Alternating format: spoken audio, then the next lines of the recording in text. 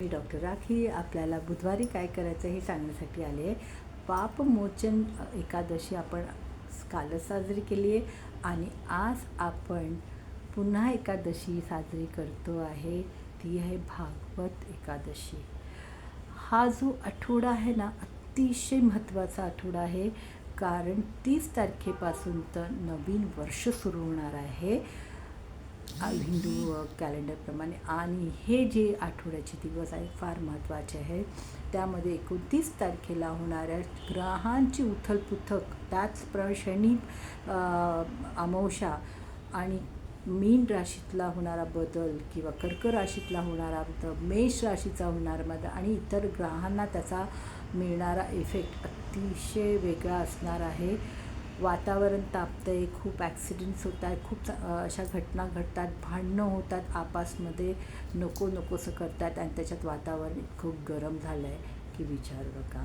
म्हणून नेहमीप्रमाणे मंगळवारी आपण माचीस दिलंच असेल. आता आहे बुधवार गणेशजीचा वार आहे, बुद्धीच्या देवताचा वार आहे. तर आपल्याला गणेशजींना प्रार्थना करायची की आम्हाला सद्बुद्धी दे, शांत बुद्धी दे, आमची वाणी चांगली होऊ दे, बोलू ते चांगल्यासाठी आणि चांगलंच बोलू. कारण आपण शिव्यागाळ्या लोकांना शाप पण हे करून काहीही होणार नाही, फक्त वाद वाढणार, शत्रू वाढणार. तर याच्यासाठी आपल्याला गणेशजींना दुर्वा आणि लाल फूल द्यायचं आहे.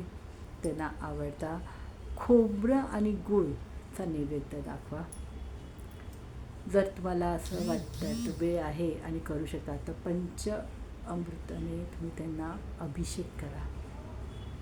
म्हणजे थंड दही, दूध, गुलाब पाणी अशा ह्याच्याने थंड आणि त्यांचा अभिषेक करा. त्यांना गूळ आणि खोबऱ्याचा नैवेद्य दाखवा, दुर्वा वाहा.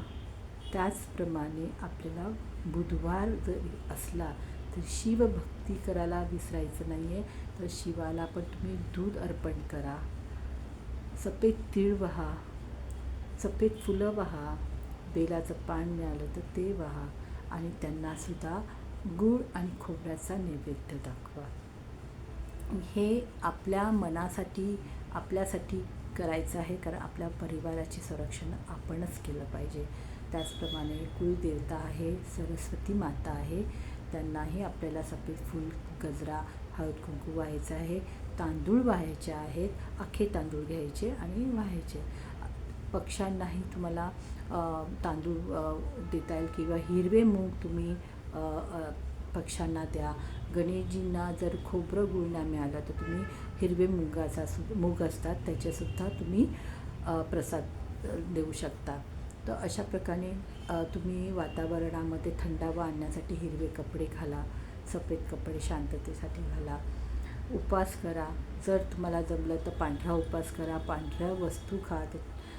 दही आहे किंवा भात आहे, असं तुम्ही सफेद कढी भात असं तुम्ही जेवू शकता. बुधवार आहे त्याच्यामुळे आपल्याला त्याच पद्धतीने जायचं आहे. ग्रहांना शांतता राखली पाहिजे, होणाऱ्या चलबिचल मनाला शांत ठेवलं पाहिजे आणि बुद्धीलाही शांत ठेवलं पाहिजे. त्याच्यामुळे गणेश स्तोत्र वाचा, सरस्वती स्तोत्र वाचा, आपल्या देवीचं स्तोत्र वाचा, विष्णू स्तोत्र लावा. कारण भागवत एकादशी आहे तर विष्णूचं स्मरण तर हे झालंच पाहिजे. आणि विष्णू दर्शनाला जा. कुणाला जर दानामध्ये काही द्यायचं झालं तुम्ही उद्या तांदूळ दान द्या किंवा थंड काही तुम्ही दान द्या, पण काळ्या रंगाचं दान काही उद्या करू नका. पांढरं म्हणजे लिंबू पाणी वगैरे असं तुम्ही थंड म्हणून पण दान करू शकतात. नाही झालं तर चहा दान करा. अशा पद्धतीने तुम्ही तुमची दान आवडेल तसं तुम्ही दान करा. पक्ष्यांनाही द्या. मुगापासून हलवा बनवता येतं, मुगाच्या डाळीचा तुम्ही हलवा बनवून तुम्ही वाटू शकता. तर उद्याचा दिवस अशा प्रकारे तुम्ही साजरा करा. श्री स्वामी समर्थ.